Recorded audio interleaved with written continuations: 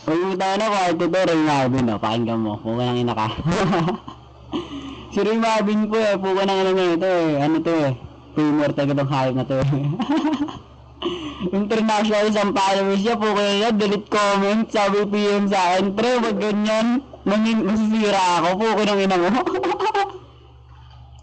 Pre, wala yung nakikita, utang ina.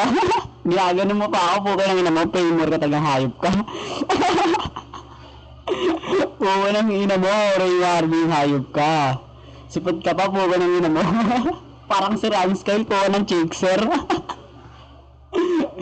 Tangina, ang ganda ng daming followers ah. Mag-ilan yan? 6,500? Oh, putang ina, famous to, paragay. Pero, puka ng ina, real talk. Ang tunay na followers mo lang, 45, diba? Huwag ka magsinungaling, puka ng ina ka. Utang ano na ito.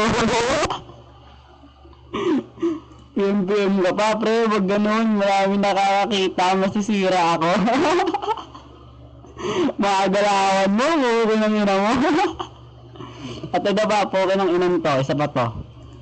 Si RB Bigas, ano to, RB, ano ba to? Wait lang, RB Bigastro. Puke ng inan to, mukha ni Shay. Anonymous ka pang nilalawan, puko ng ina mo, pakyo ka, tang ina mo, Shay, pakyo ka, medyo ko lang trip lang to.